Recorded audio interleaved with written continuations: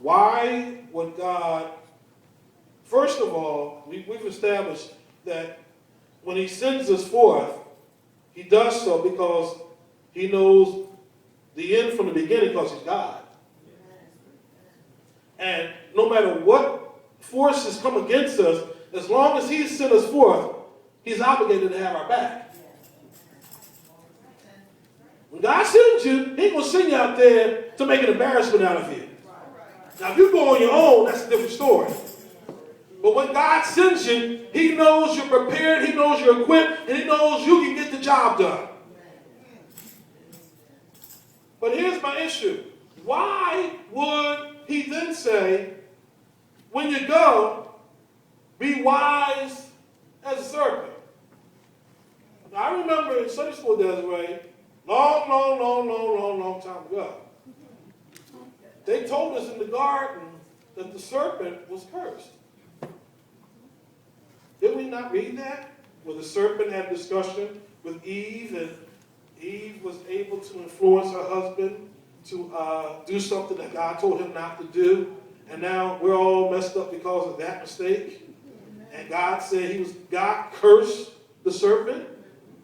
Now, why would God tell us to look to something that's cursed in order to get the job done? Uh-oh. Wait a minute. Can you learn anything from your enemy? Yes. Most definitely.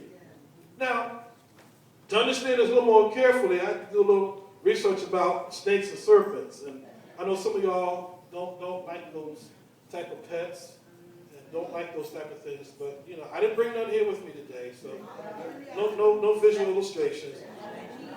I wish I could have tried to get one.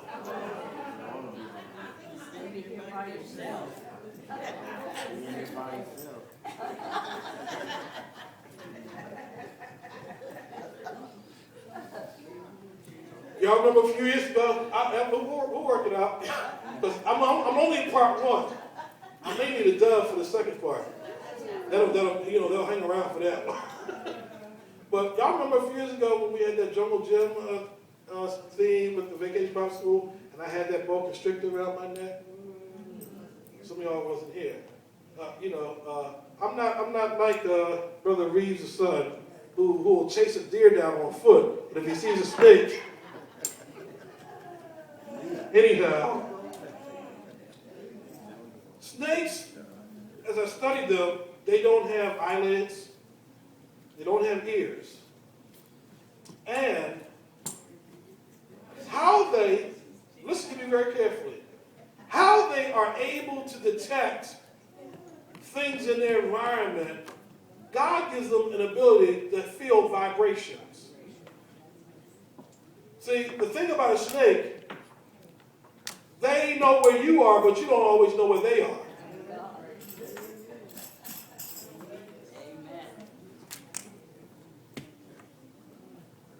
Are you okay with what I'm saying?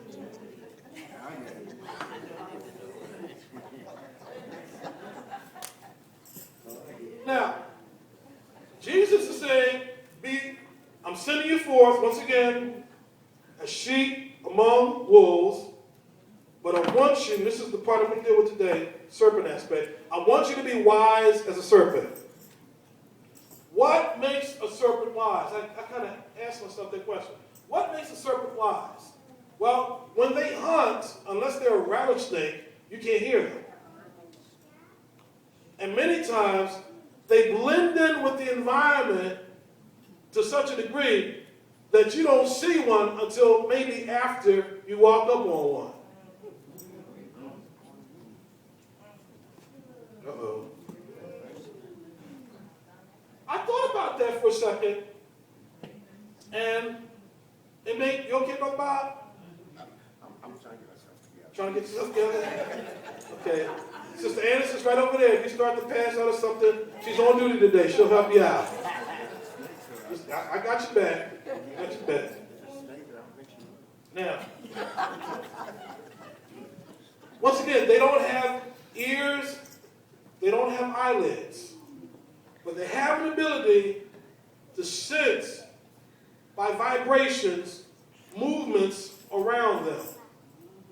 They're able to blend in to environments without being noticed, without making a whole lot of fuss.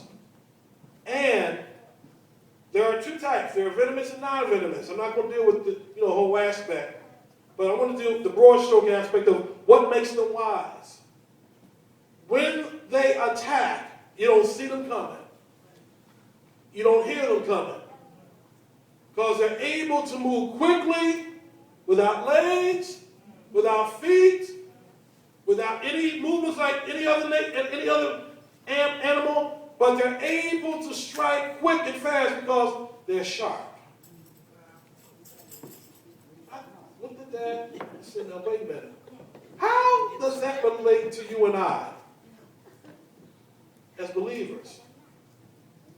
God says he wants us to be wise. He wants us to penetrate areas. He wants us to come in unnoticed. He wants us to not make too much fuss. And he wants us to listen to certain sounds, to be able to pick up certain movements. Now, why, once again, Mumsy, you with me? Okay.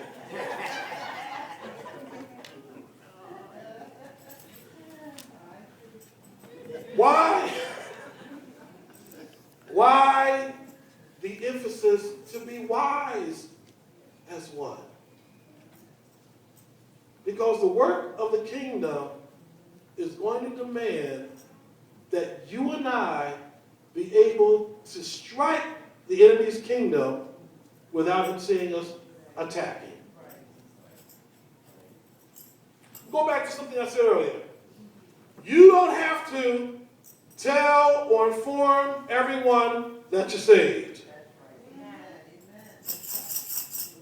I know this goes against logic. I know it goes against certain traditions that we've been taught. People will need to know. No. Peter says, if a person asks you a question for the hope that lies within you, then be ready to give them an answer. But you don't go around blabbing and telling people that I'm saved, I'm sanctified. They should see it before they hear it.